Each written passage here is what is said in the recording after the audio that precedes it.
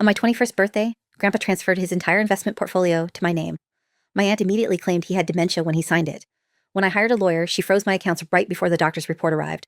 The bank manager slid the letter across his desk with the careful neutrality of someone who has been trained to deliver bad news without getting involved in it, and the letterhead read Frost and Delacroix, Family Law, on behalf of my Aunt Vivienne Okafor.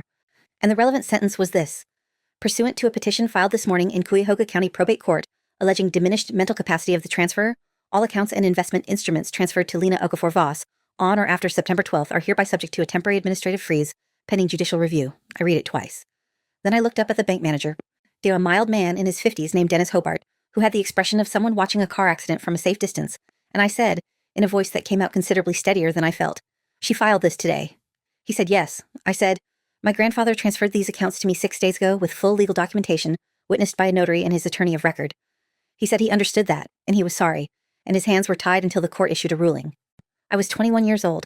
I had $340 in a personal checking account that hadn't been touched by the freeze, and the investment portfolio my grandfather Augustin Voss had spent 43 years building, currently valued at approximately $4.7 million across equities, bonds, and real estate holdings, was locked behind a probate petition filed by his own daughter on the grounds that he hadn't known what he was signing when he signed it.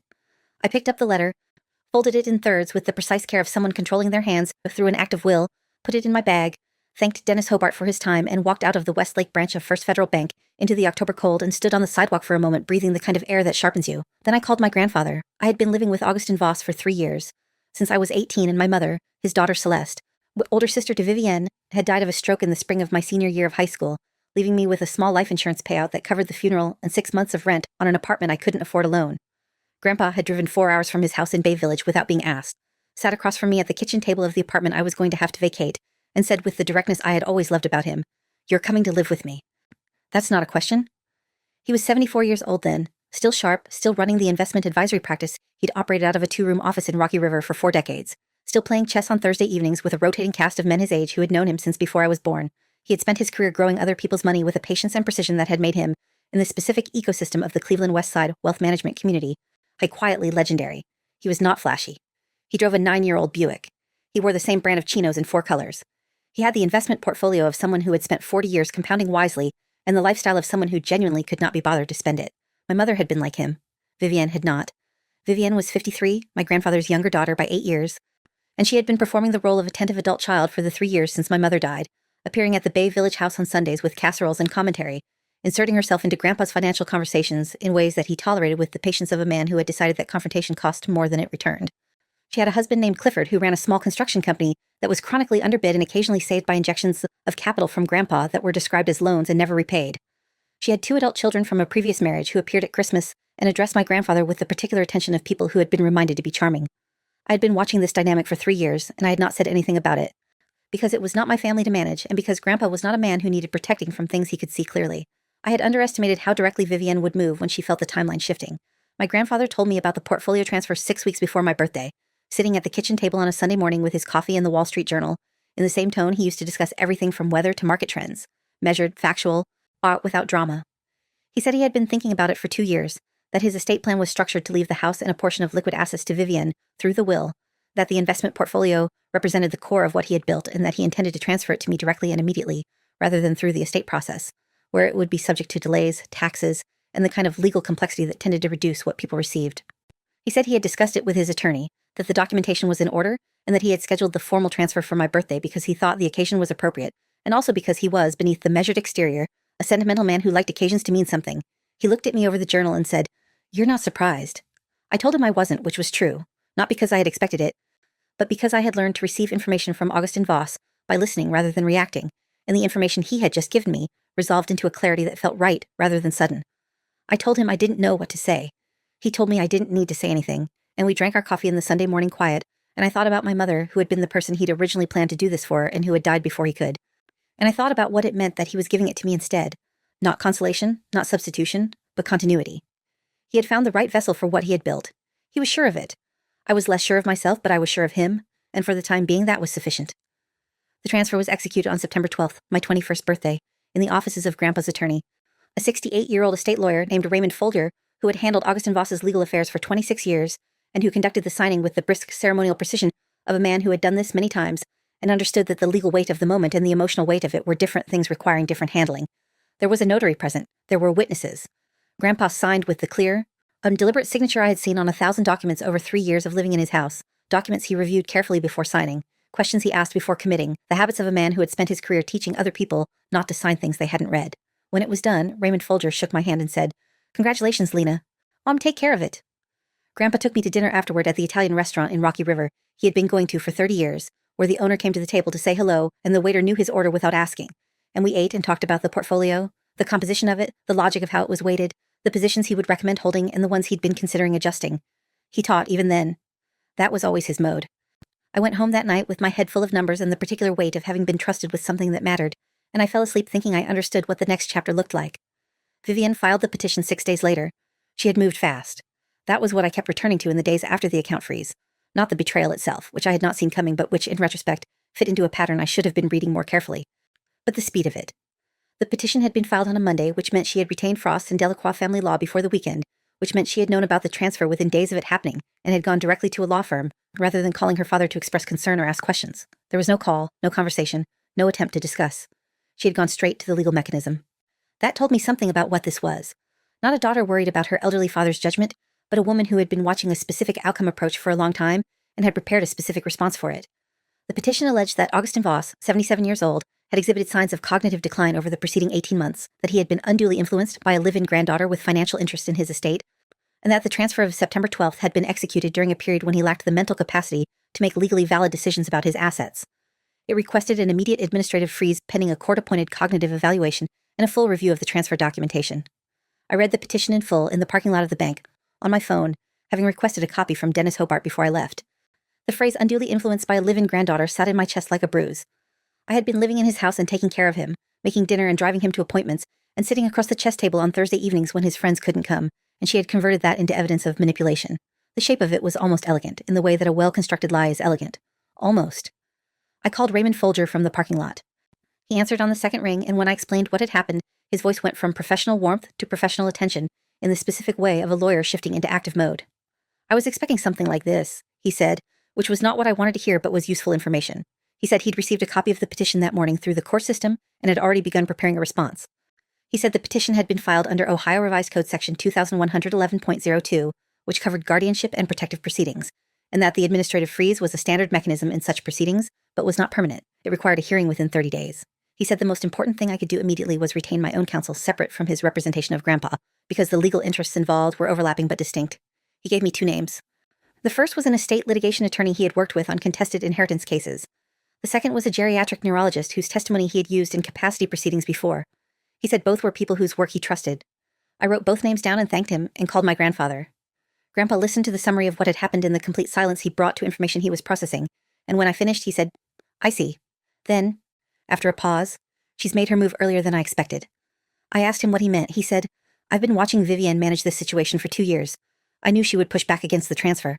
I expected her to wait until after I died and contest the estate. She decided not to wait." He said it with the flat, analytical quality he brought to investment positions that had moved against him. Not defeated, not surprised, simply calibrating. "Call Raymond's attorney," he said. "Get everything moving today. I'm going to call my doctor." The estate litigation attorney was Portia Nakamura, 44 years old, 14 years in practice with a specialty in contested transfer and probate litigation in Northeast Ohio, and she had a small but dense office in downtown Cleveland that smelled like strong coffee and old paper and the particular seriousness of a space where consequential things were argued.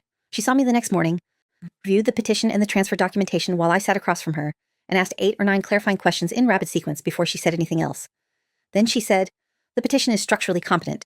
They've identified the right legal mechanism and moved quickly, but the substance is weak. Cognitive incapacity petitions require medical evidence, and a filed petition without supporting medical documentation is just an allegation."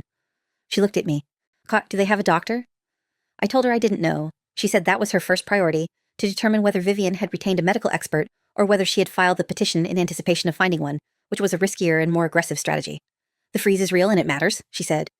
"We need the hearing scheduled as fast as possible, and we need to come in with evidence that makes the capacity allegation collapse on contact."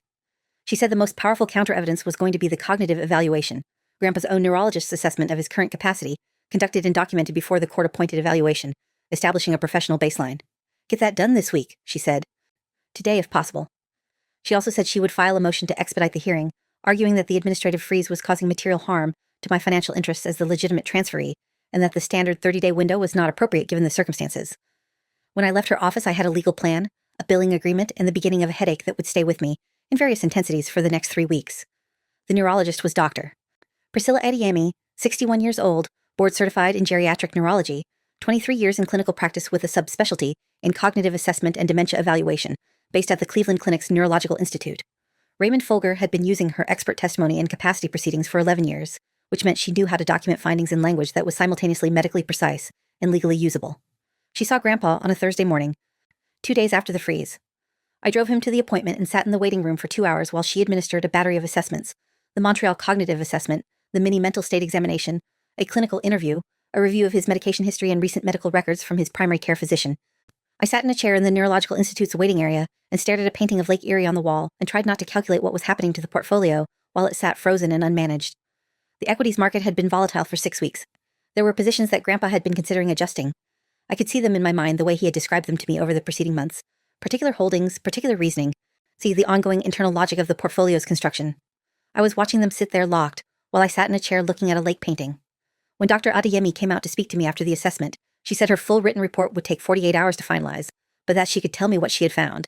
No evidence of cognitive impairment, no indication of memory deficit or executive function compromise, MMSE score of 29 out of 30. She within normal range for a healthy 77-year-old, and a clinical interview that had, in her words, the quality of a conversation with someone of exceptional mental clarity. She said, "Your grandfather asked me what assessment tools I was using and why, and correctly identified the statistical limitations of 2 of them. I've been doing this for 23 years. Washwa, I don't get that very often." I thanked her and felt the specific physical release of tension that the body performs when it receives information it needed to hear, and I went back to the waiting room and told Grandpa what she'd said. He looked unsurprised. He said, "What did she score me on the MOCA?" I told him. He said, I missed 1 point?" I asked which question. He told me it was a visuospatial item and that he disagreed with the scoring criteria, which was the most Augustin Voss thing he could possibly have said, and I laughed for the first time in 3 days. The situation escalated on a Friday 10 days after the freeze, when Portia Nakamura called me at 8:15 in the morning with the kind of restrained urgency that told me the news was significant. Vivian's legal team, she said, had filed a supplementary motion attaching a letter from a physician, a general practitioner named Dr. Owen Marsh, based in Fairview Park, who had seen my grandfather twice in the preceding year for routine appointments, and had written a letter stating that during those visits he had observed what he characterized as occasional disorientation and difficulty maintaining conversational focus that could indicate early-stage cognitive changes warning further evaluation. The letter was careful and hedged and did not constitute a formal diagnosis of anything, but in the context of the petition it was being used as medical support for the capacity allegation. Portia said the letter was thin: 2 observations from routine appointments, no cognitive testing, no specialist involvement, but that it gave Vivian's team something to point to and would likely satisfy the court's minimum threshold for proceeding to a full hearing with medical testimony on both sides. "How do they know Dr. Marsh?" I asked. Portia was quiet for a moment. "Vivian is listed as your grandfather's emergency contact with his primary care practice," she said. "She's been receiving communications about his appointments." I sat with that for a moment. 3 years of Vivian appearing on Sundays with casseroles. 3 years of what had looked like attentiveness, inserting herself into the administrative structure of his life, the emergency contact designation, the conversations with the doctors, the careful positioning of herself as the responsible adult child who was keeping an eye on things. "She's been building this," I said. It wasn't a question. Portia said, It looks that way. The question now is whether Dr. Marsh's letter holds up when Dr. Adeyemi's full report is in the record, and I don't think it does. But we need to move." I told her to move. The next 72 hours were the worst of the 3 weeks. Portia had filed the expedited hearing motion, and it had been granted.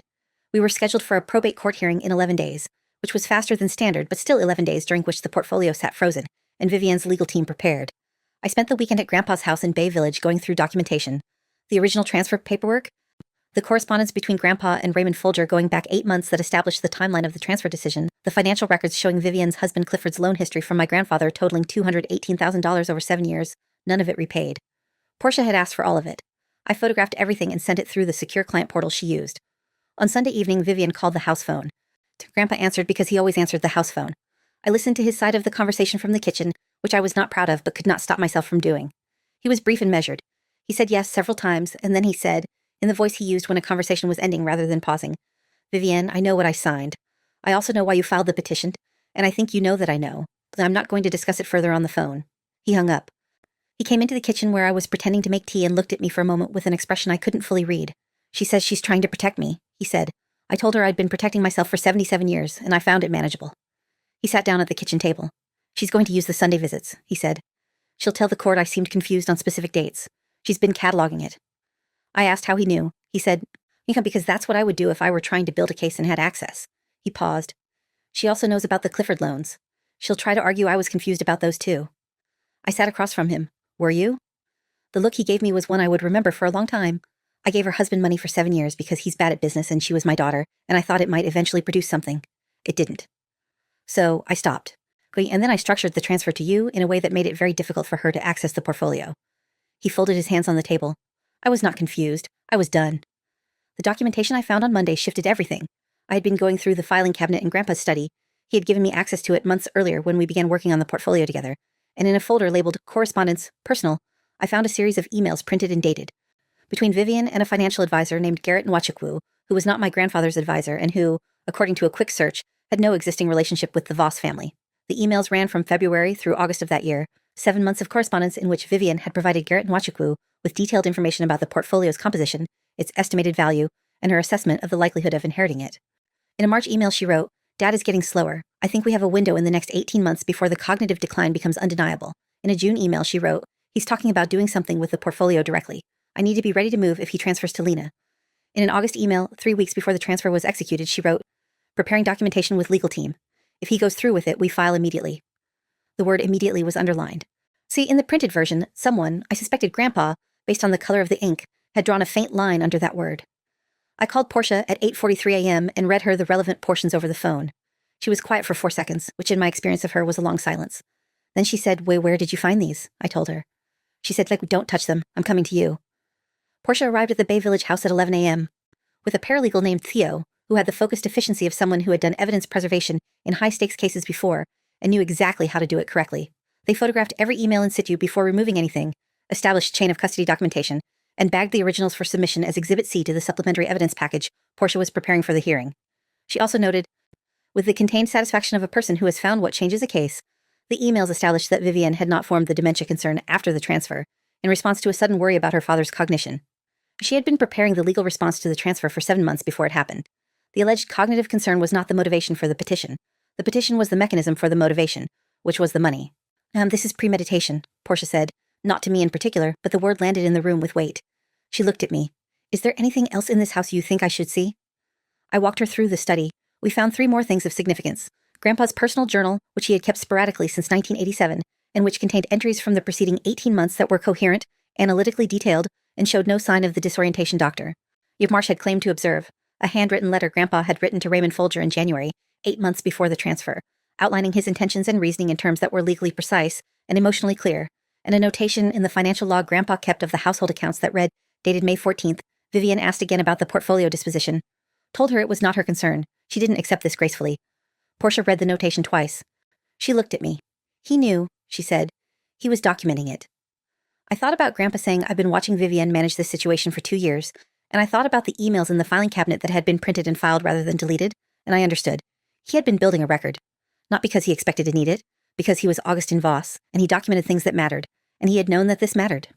The hearing was held on a Wednesday morning in the Cuyahoga County Probate Court before Judge Anita Ferreira, 58 years old, 21 years on the bench, with the focused, no-nonsense quality of a judge who had heard every variety of family asset dispute and could read the structure of one from the first 10 minutes of testimony. Vivian was represented by a Frost and Delacroix partner named Jeffrey Pratt, polished and strategic, who had filed a substantial pre-hearing brief emphasizing Dr. Marsh's observations and Grandpa's age. Portia Nakamura sat beside me at the respondent's table with 3 binders of exhibits organized by tab and the complete stillness of someone who was exactly where they intended to be. Grandpa sat beside her, in the charcoal suit he wore to occasions that required formality, looking less like a man whose competence was being questioned and more like someone attending a committee meeting he had been to before. Raymond Folger sat in the gallery directly behind us as a supporting presence and, if needed, a witness. Dr. Priscilla Adeyemi sat 3 rows back with her report in a leather folder and the settled patience of an expert witness who has done this many times. Jeffrey Pratt opened with a narrative of decline. An elderly man, advanced in years, increasingly dependent on a live-in granddaughter with obvious financial interest in his estate, displaying signs of confusion documented by his own primary care physician, making a transfer of nearly $5 million without adequate independent legal oversight. He was measured and practiced, and the argument had a surface logic that I could see landing with a less prepared court. Judge Ferreira listened without visible reaction, making occasional notes on her legal pad. Then Portia stood. She did not argue first. She submitted.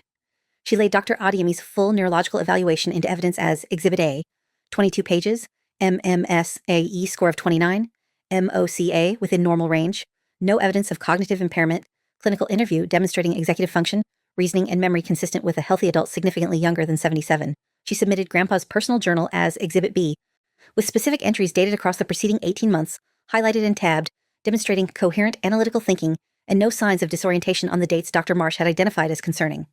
She submitted the Vivian correspondence as Exhibit C, the 7 months of emails to Garrett and Wachukwu, planning the legal response to a transfer that had not yet occurred, including the August email with its underlined word, immediately. The room changed when Jeffrey Pratt received his copy of Exhibit C. He read the first page with the contained expression of a professional, but his next question to Judge Ferreira was a request for a 10-minute recess to review the new material, which Ferreira granted, and when he came back he was recalibrated. Portia called Dr. Adeyemi to testify. She was precise, comprehensive, and impervious to Pratt's cross-examination, which tried to create doubt around single data points in a report that had been constructed to anticipate exactly that approach. She said, when Pratt asked whether an MMSE of 29 could represent a decline from a higher baseline, I also reviewed his primary care records going back 6 years. His performance on cognitive screening administered in routine appointments was consistent with his current scores. There is no decline indicated. She said it in the tone of someone stating a fact about gravity. Judge Ferreira wrote something on her pad. Portia then called Raymond Folger, who testified to the careful, deliberate, unhurried process by which Augustin Voss had instructed and documented his intentions over an 8-month period leading to the transfer. The consultations, the questions Grandpa had asked, the revisions he had requested, the independent legal review he had insisted upon before signing anything. In 26 years of working with Mr. Voss, Raymond Folger said, I've never had a client more thoroughly certain of what he was doing or why. Judge Ferreira looked at Jeffrey Pratt. Counsel, given the neurological evaluation and the correspondence evidence, I'm having difficulty identifying the factual basis for the capacity allegation as distinct from the financial motivation of the petitioner. Would you like to address that? Pratt said he needed time to review the new material. Ferreira said he'd had 30 minutes. He said the petition had been filed in good faith. She said, the emails in Exhibit C were filed 7 months before the transfer occurred. That's not good faith. That's a plan. She ruled from the bench. The administrative freeze was dissolved effective immediately. The petition for guardianship was denied. The transfer of September 12th was declared valid and enforceable, and in the final 2 minutes of her ruling, in language that was measured but unmistakable, she noted that the correspondence in Exhibit C raised serious questions about whether the petition had been filed in bad faith for financial purposes, and that she was referring the matter to the Ohio State Bar Association for review of the conduct of the petitioner's counsel, as well as referring the underlying facts to the Cuyahoga County Prosecutor's Office for assessment of whether the petition and supporting statements constituted actionable fraud on the court. She looked at Pratt when she said the last part. He was taking notes with the focused attention of someone trying to look busy. Vivienne was sitting beside him, and when I looked at her, she was staring at the surface of the table, and the expression on her face was not the performance of a concerned daughter who had been overruled. It was the face of someone who had run a plan for 7 months and watched it not work, and I thought about what Grandpa had said. She's made her move earlier than I expected. He had known the shape of what she was doing. He had simply known it would fail. Outside the courtroom, in the corridor with its marble floors and the ambient sound of a busy court building, Portia allowed herself a single moment of satisfaction, a brief, contained exhale, and a look at her tablet where the hearing notes were already being organized, before returning to the practical. She said she would submit the dissolution order to the bank by end of business and that the accounts should be unfrozen within 24 hours. She said Portia Nakamura and Associates would be billing for the hearing preparation and testimony coordination, and that the invoice would be in my email by Friday. She shook my hand and Grandpa's hand and said, it was a good result. Take care of the portfolio. She walked toward the elevator with the efficient stride of someone who had another hearing somewhere else and had already moved on to it. Raymond Folger said goodbye and that he'd be in touch about the formal documentation. Dr.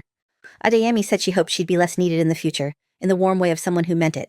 Grandpa and I stood in the corridor, and I realized my hands were shaking slightly, the tremor of sustained tension releasing, and Grandpa noticed and put one hand briefly on my shoulder, not a gesture he made often, which meant it registered with the full weight it carried. The accounts will be unfrozen tomorrow, he said. The Northrop position I mentioned last month, I'd like to revisit that discussion. I laughed because he was already back in the portfolio, already looking at what needed tending, and because that was exactly who he was. Tonight, I said. We can talk about it tonight. He said, why, I'll make dinner. We walked to the elevator. His step was even and unhurried. The walk of a man who had spent a month being questioned and had answered every question correctly and was now going home to make dinner and discuss equities, which was what he had been doing for 43 years and intended to continue doing. I followed him out of the building into the November cold, and the air was sharp and clarifying, and the accounts were going to be unfrozen by morning, and the portfolio was mine. The Cuyahoga County Prosecutor's Office opened a preliminary inquiry into the petition within 6 weeks of the referral. Portia kept me updated in brief, factual communications. The inquiry was active, certain documents had been requested, Jeffrey Pratt's firm had retained outside counsel for the conduct review, no charges had been filed yet. The Ohio State Bar Association's review of Pratt's conduct was ongoing. Vivian had not contacted the House. Clifford had sent a single email to Grandpa's personal address that Raymond Folger had advised him not to respond to, and which Portia had filed as additional documentation. I did not contact Vivian either because Portia had advised against it and because I didn't know what I would say. She was my grandfather's daughter and my mother's sister, and whatever she had been trying to do, those facts did not go away, but neither did the emails with the underlined word, or the 7 months of planning, or the Frost and Delacroix letter that had arrived at the bank 6 days after the happiest thing that had happened to me since my mother died. I held both of those things and let them be complicated, because the truth was complicated, and because I had spent a month learning that the accurate version of events was worth preserving, even when it cost something to preserve it. 3 months after the hearing, on a Thursday evening in February, I was sitting at the kitchen table in the Bay Village house going through the quarterly portfolio review I had prepared with Grandpa's guidance when he came in from the living room, where his chess friends had been for the past 2 hours. They were leaving, saying goodbye in the hallway, and when the last of them had gone and the door closed, Grandpa came and sat across from me and looked at the review document on the table between us. "What did you adjust?" he asked. So I told him I'd reweighted the fixed income allocation, that I thought the Northrop position was appropriately sized now, and that I'd been watching a utilities holding that I thought deserved a closer look. He nodded, reading. "The utilities analysis," he said. "Show me your reasoning." I walked him through it. He listened with the quality of attention he brought to things he was genuinely interested in, which was everything financial, and asked 2 questions and then said, "Wait, that's good thinking. I'd have flagged it for the same reason." He was quiet for a moment, looking at the document. "Your mother would have been very good at this," he said. He didn't say it with grief exactly, more with the evaluative tone of someone assessing a capability, acknowledging something that was simply true. "I know," I said. He looked at me across the table in the kitchen of the house where I had lived for 3.5 years, across the portfolio documents that bore my name and his decades of work, and said what he had not said in the courtroom or the corridor or the parking lot or any of the 3 weeks of that month, but what had been present in all of it, in the transfer and the documentation and the journals he had kept and the record he had built. "She would have been proud of you." It was not a large thing, the way he said it. It was quiet and specific and entirely accurate, which was how Augustin Voss said the things that mattered. I put my pen down and let it land. Then I turned the page of the quarterly review to the utilities analysis, and we kept working, because there was always more to do, and because that was the point.